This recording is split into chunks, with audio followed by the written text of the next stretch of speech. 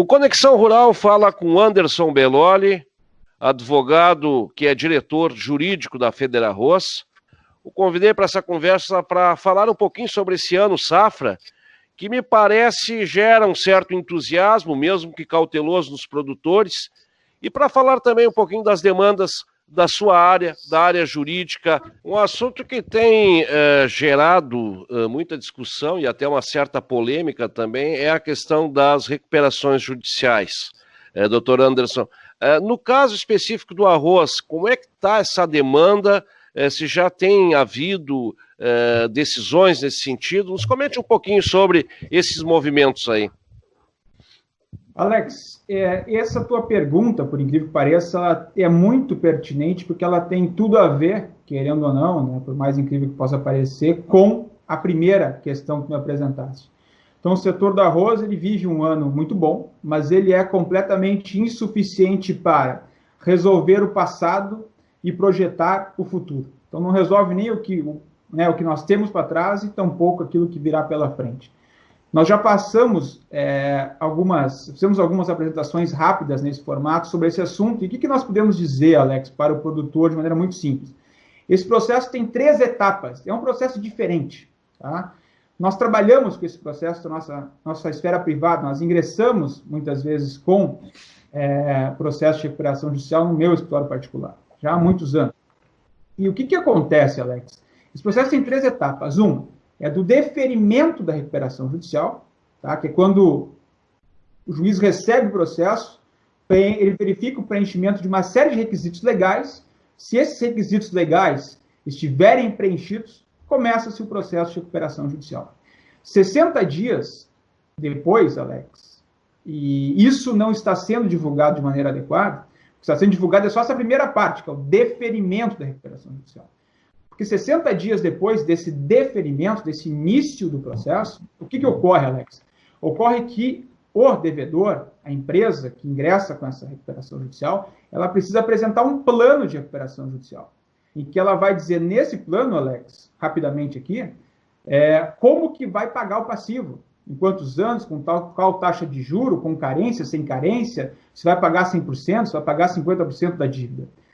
Alex, de 100 recuperações judiciais que eu já trabalhei, a 100, os credores não aceitam o plano.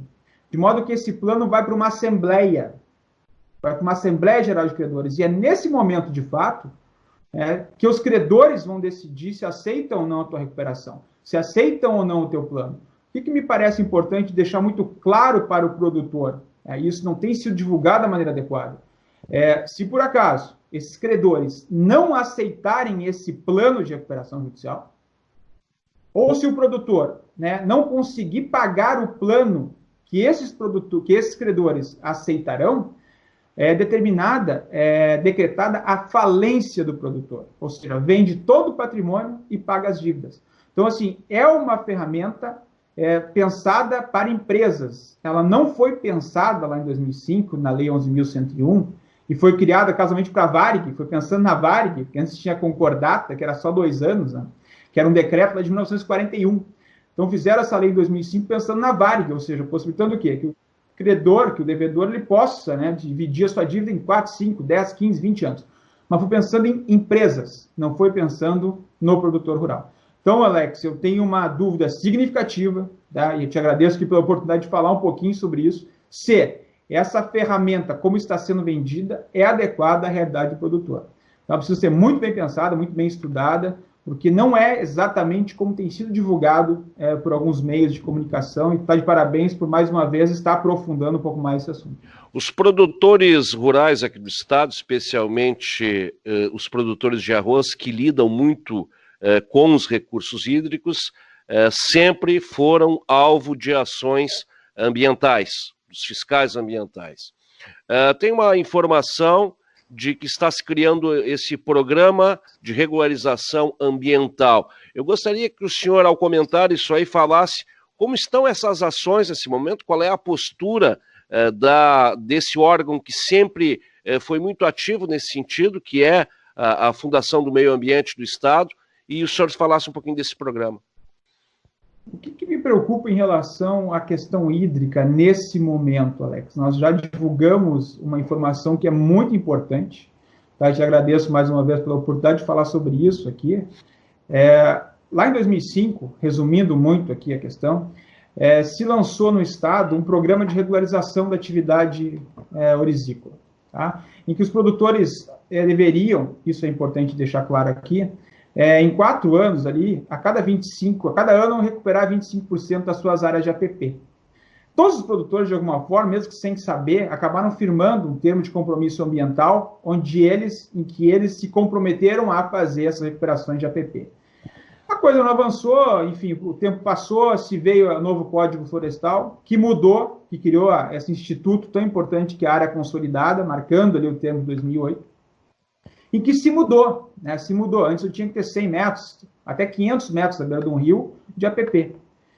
Para as áreas consolidadas isso mudou. Então as metragens são diferentes, é um novo formato de fazer esse cálculo.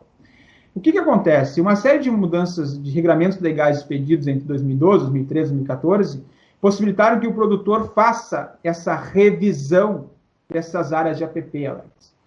Então, assim, lá no Rio Uruguai, para que o produtor não tenha 500 metros de APP, podendo ter só 100, um exemplo clássico que a gente tem usado, ele precisa pedir essa revisão desses termos de compromisso ambiental, Alex.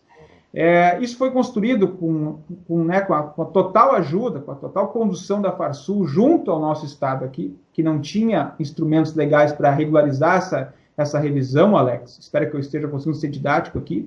Então, a Farsul foi muito, muito parceira nessa construção, através do Domingos, lá do Marcelo.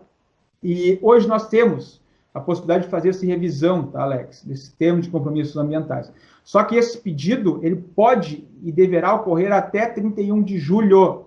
Se, eventualmente, o produtor não fizer essa revisão, Alex, esse pedido administrativo individual junto à FEPAM, o que vai acontecer? As áreas de APP desse produtor terão que ser com o antigo código e não conforme o novo, que é muito mais adequado, muitas vezes, em algumas situações. Então, assim, isso já foi estendido através do trabalho muito competente do Marcelo, internamente lá no Consema. E finda agora, Alex, no dia 31 de julho. Então, se o produtor não fizer esse pedido, ele vai ficar com uma área de APP muito maior do que o seu vizinho, muitas vezes. Então, a gente, mais uma vez, te agradece aqui pelo espaço para estar divulgando essa informação, porque depois não vai ter o que fazer. Muito bom, muito bom. Um outro assunto também que eu queria colocar aqui na nossa conversa é sobre os custos cartoriais, doutor. Sempre uma reclamação aí dos produtores. Houve um movimento nesse sentido de tentar tirar, mas me parece que não... O que mudou aí? Alex, outra preocupação, outra surpresa que acabou vindo, né, recentemente, resumindo aqui também, de forma muito didática, ou pelo menos buscando ser didático aqui, sem me apegar a elementos de linguagem jurídica, né, Alex? Uma legislação federal acabou revogando o decreto 167 lá da década de 60, que até então regulamentava a questão dos registros hipotecários. E o nosso sistema aqui, gaúcho, acabou, nosso entendimento dos cartórios do Rio Grande do Sul acabou por começar a fazer os registros das garantias em vez dos contratos. Resumindo, é isso. O que fez com que a aplicação de um valor passasse a ser feito por uma tabela do que é expedido aqui pelo Rio Grande do Sul. E essa tabela tem valores que vão de 200, 300 reais até 3, 4 mil reais praticamente. Grosso modo é isso que está acontecendo. E evidentemente que um produtor que gastava 200, 300 reais no registro está gastando 3, 4 mil, 6 mil, dependendo da situação. Teve um caso que chegou para nós que deu 14 mil. Então, assim, é preocupante, me parece completamente desproporcional ao trabalho que vinha sendo feito, ao ganho, inclusive, que deve ser obtido por esse tipo de trabalho, de serviço. E nós estamos avaliando, inclusive, já está em tramitação, em estudo dentro da FEDERARROS, dentro do escritório, a adoção de medidas, inclusive jurídicas, quanto a isso, porque não nos parece adequado essa majoração tão significativa como ocorreu de maneira para outra, de uma hora para outra, e por um entendimento legal. Infelizmente, nesse momento difícil que todo mundo atravessa. Dr. Anderson Belloli, diretor jurídico da nossa Federação das Associações dos Arrozeiros do Rio Grande do Sul, a FEDERARROS. É sempre um privilégio falar com o senhor, um grande abraço. Alex, o privilégio é meu, eu que agradeço por estar aqui participando do teu programa, é um canhão de audiência, a gente sabe disso, em todos os formatos possíveis, então, até a próxima, a gente está sempre à disposição. Muito obrigado.